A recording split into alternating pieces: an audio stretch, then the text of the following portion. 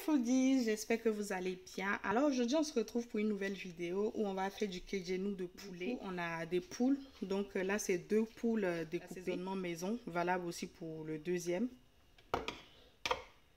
Là on a des oignons découpés.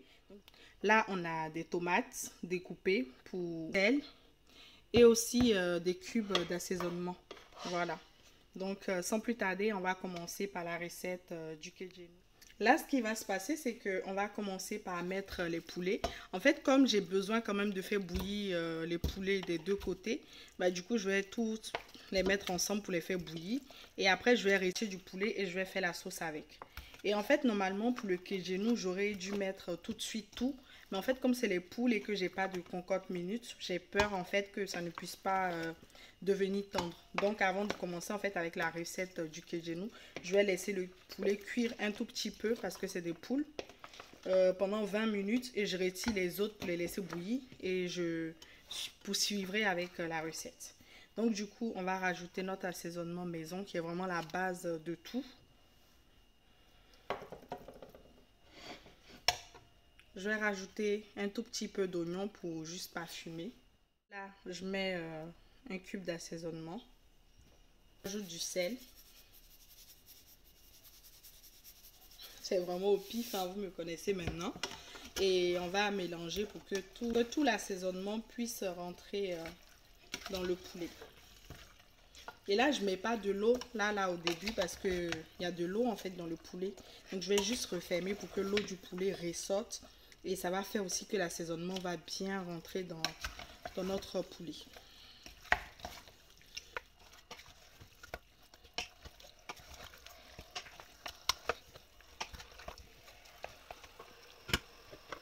Donc là, je vais refermer et laisser cuire pendant quelques instants.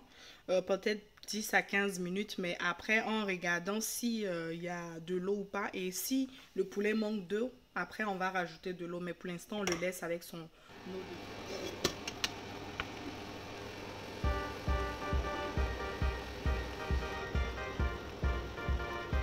Donc là, on voit en fait l'eau. C'est pourquoi je disais de ne pas mettre l'eau au départ. Donc on voit vraiment l'eau en dessous qui vient. C'est cette eau-là qui est en fait dans le poulet. Et ça permet aussi des fois de faire cuire plus rapidement le poulet en fait, s'il y a de l'eau, au lieu de le laisser comme ça. Donc voilà. Donc on vérifie hein, s'il y a de l'eau de temps en temps. Et puis bon voilà. Et puis on va fermer et laisser cuire. Donc là après on va faire bouillir un peu notre poule. Donc on va rajouter en fait les oignons et les tomates et on va laisser bouillir en fait et cuire tout doucement. Donc là je vais rajouter presque tout ça, toutes mes tomates.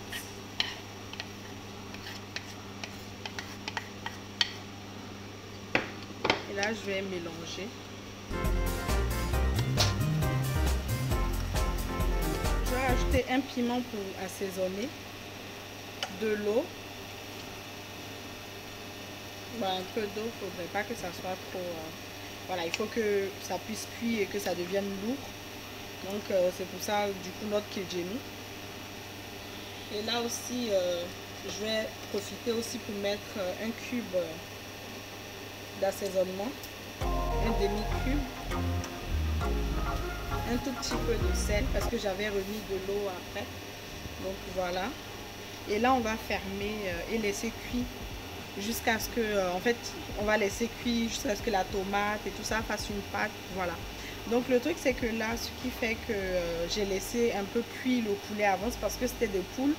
Et en fait, comme j'ai pas une cocotte minute, bah, ça allait prendre du temps et toute la sauce allait finir. Donc c'est pour ça que j'ai fait cuire un peu plus longtemps avant de rajouter pour faire le kejenou.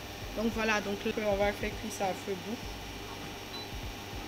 pendant une trentaine à quarantaine de minutes. Voilà.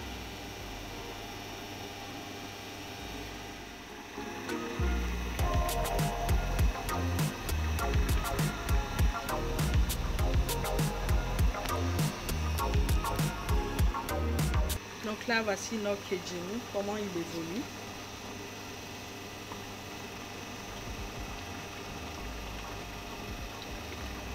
Là, les tomates et les oignons sont pas encore bien cuits. Donc, on laisse encore mijoter et tout. Donc, il faut fermer et laisser mijoter. En fait, c'est... Le but de cette sauce, c'est qu'elle est vraiment étouffée. Elle est vraiment à l'étouffer et donc il faut les laisser cuire tranquillement en étant fermés. Donc on peut vérifier de temps en temps pour voir comment ça évolue. Bon là les foodies, comme vous pouvez le voir, là on a toute la tomate et tout qui a fait la pâte. Et on a l'eau qui a baissé. Donc là notre kijenou il est prêt. Ça a l'air bon hein.